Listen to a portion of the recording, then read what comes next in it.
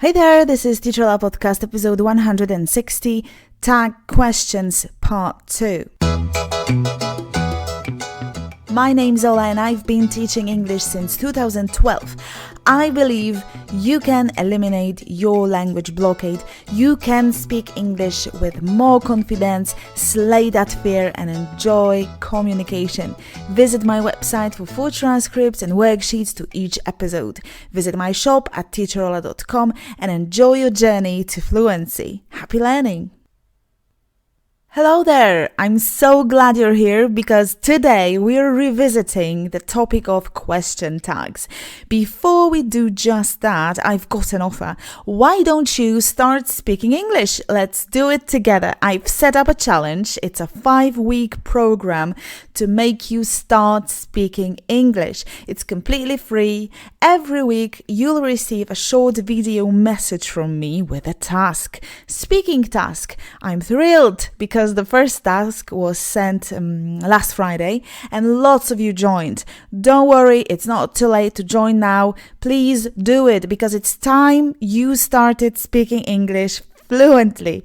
The link is in the description. Also, every Thursday at 11 a.m. I go live just for a quick chat with you. You'll find me as teacherola.podcast. So join me on Thursday at 11 live on Instagram. There's additional live scheduled for 8:30 p.m. on Sunday. Don't miss that. We'll talk about edutainment. Visit my shop, buy worksheet set and have your worksheets in one place. They're editable.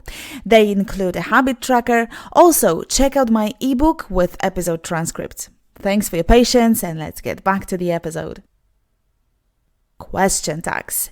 As you may know, we've discussed the structure of tags in episode 156, so please catch up with that episode first before focusing on this one, episode 156. The intonation in tags can be either falling or rising. Let's take a look at the rising tag first. Let's begin with some examples. It's scorching hot, isn't it? Anna doesn't have a driving license, does she? You can't play an instrument, can you? I hope you could hear that my voice was slightly rising towards the end of the tag. It's scorching hot, isn't it? Isn't it? It's because I really want you to answer. It's a real question, so after asking that kind of question, I'll be expecting your answer. Now, a falling intonation. Have a listen. I'll use the same example so that you can focus entirely on intonation. Notice the difference. It's scorching hot, isn't it? Anna doesn't have a driving license, does she? You can't play an instrument, can you?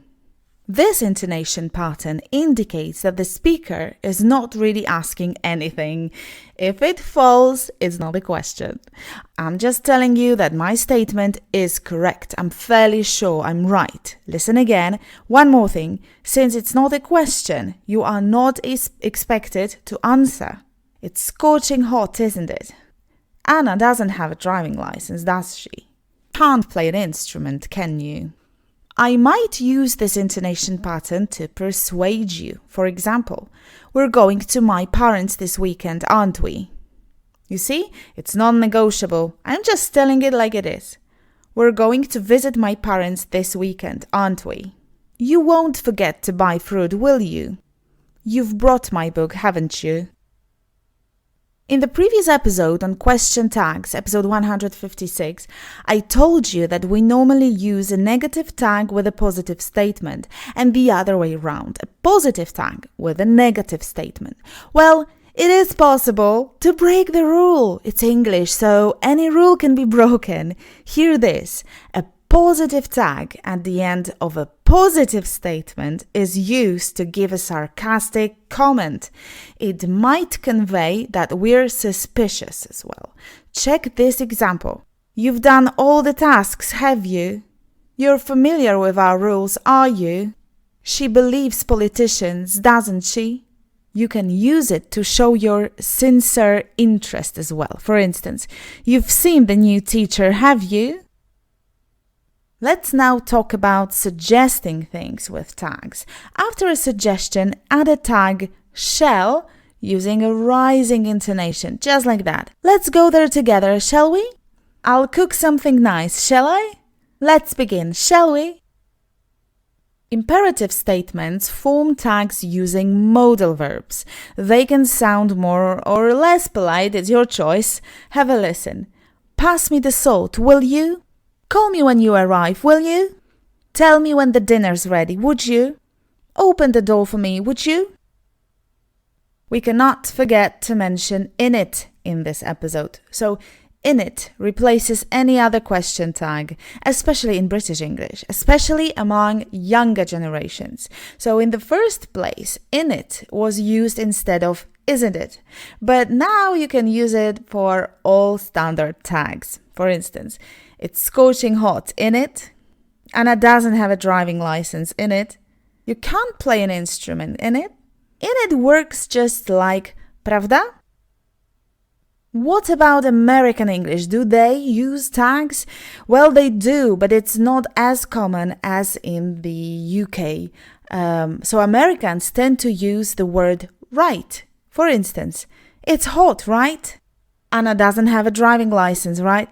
You can't play an instrument, right? Time for practice. Listen and repeat. Later, download the worksheet. Shall we? It's scorching hot, innit? Pass me the salt, will you? Tell me when the dinner's ready, would you? Let's go there together, shall we? You've done all the tasks, have you? You're familiar with our rules, are you? She believes politicians, doesn't she? We're going to my parents this weekend, aren't we?